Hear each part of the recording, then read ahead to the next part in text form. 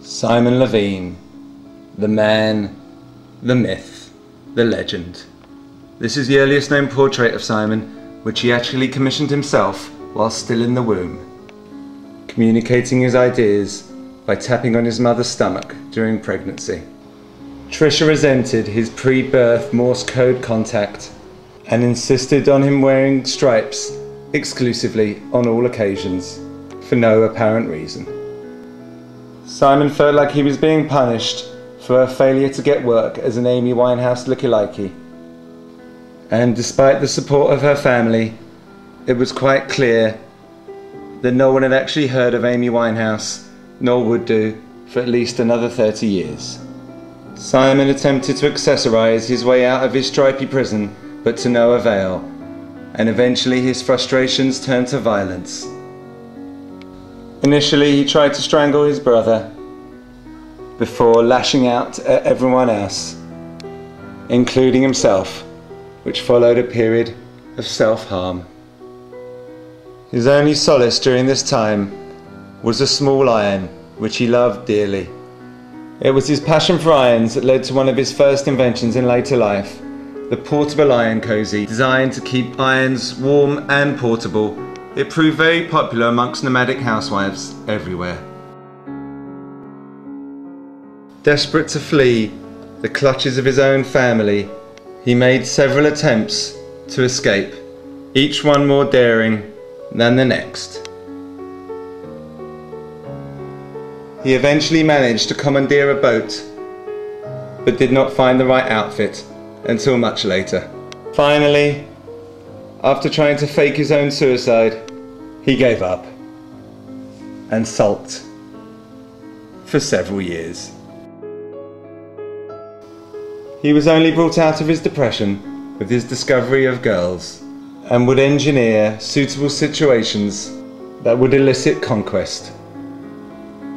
He was an instant hit with the girls and proved a real ladies' man, learning in time that subtlety goes a long way. Encouraged by his success with the opposite sex, he started to dress exclusively in pyjamas in an attempt to express himself in the modern world of suburbia. This in turn led to his first art installation, a 36-hour sleepover in front of the doorway of Rodwin's.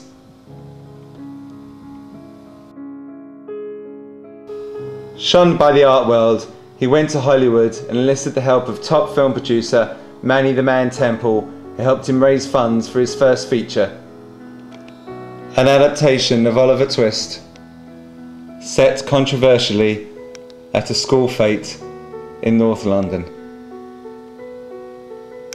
Simon decided to go experimental with his next film, which is a meticulously recreated 70s period piece focusing on a family that was trapped in formal attire. He would not attempt anything so daring for at least another 10 years, when he attempted once again to recreate the period he was living in retrospectively. Ignored by the film industry and falling on hard times, he started to get work as a catalogue model, securing a lucrative contract modelling taluses for the Jewish Chronicle. In an attempt to diversify, he tried to get work as the looky-likey of the lead singer of Supergrass, but unfortunately, like his mother's choice, would not be known for many, many years to come. Still unhappy at home, he tried to run away to a boarding school that he hadn't been enrolled in. He was caught and brought home by his father, who was moonlighting as a pirate. Undeterred, he made another attempt to enter the art world with a piece entitled "We Are All Caged Birds, Especially Parrots, Who Really Are Caged Birds." But future art projects were abandoned after failing to secure more funding on Dragon's Den. He immediately embarked on his next project, a donkey riding business with his brother on the beaches of Bournemouth. But after failing to secure a deal with the donkey, he attempted to pass himself and his brother off as a four-legged creature, with limited success. It was his love of football that led him to his next venture, managing a miniature football team. But he found it difficult to find opponents that could fit on a cake. Disillusioned with the world of cake-based football, he grew a mullet and walked the streets, searching for a purpose in life. As his mullet grew, so did his strength, and he started to lift small children in an attempt to raise some cash.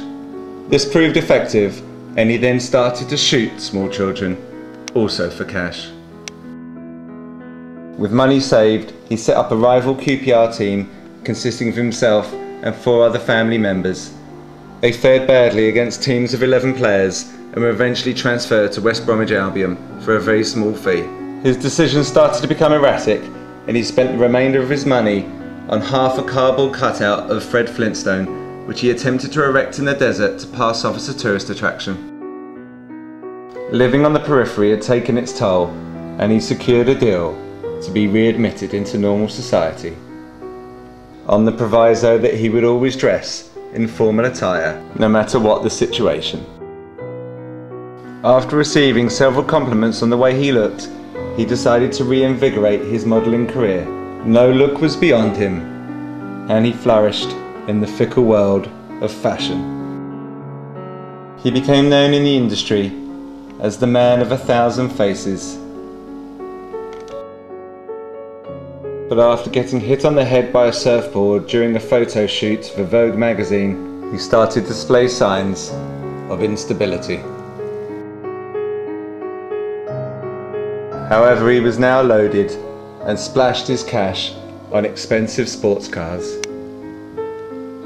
with which he wooed women in. The only small drawback was that it created an acceleration in the aging process to anyone in the passenger seat. Without a career, he attempted to cause controversy by marrying his brother in a civil partnership, but the police were on hand to apprehend. Depressed and humiliated, he started to eat imaginary food, much to the concern of his family.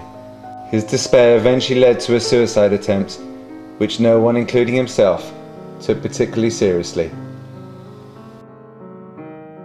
Rejected by society, he turned to a life of crime and used his mob connections to mix with the rich and famous, including his idol Woody Allen, and after initial contact, attempted to pass himself off as the legendary filmmaker. However, after an altercation with the mob boss, he was buried alive in the desert. Managing to escape, he used his uncanny resemblance of an Arab to set up a camel farm in the centre of Doha. However, an irrational fear of sandstorms forced Simon back to Britain. Tired of the graft, he decided to put his son Sydney out to work. A string of jobs followed, including hand model, clown, junior swordsman, human road sign, and following in his own footsteps, catalogue model. Sydney eventually tired of the work and rebelled, finally suing his father for £10 million.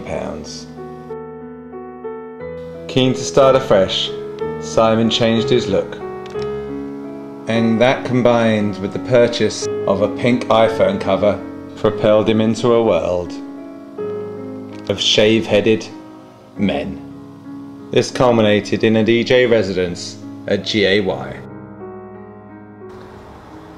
Confused and depressed, it wasn't until a chance encounter at a nightclub with Kerry that introduced him to the power of the hat, and he was once again thrust back into the arms of women everywhere, despite having a need to wear lots of post-its on his fingers. However, Simon's own personal hat choices have not been quite as successful.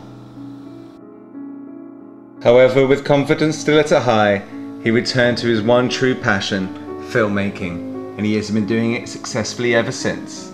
His last feature, Life is Like an Ocean, grossed $8 billion and received 84 Oscars. He now lives happily with his son, an adopted Lego family, just outside Windsor, and is currently writing his next feature.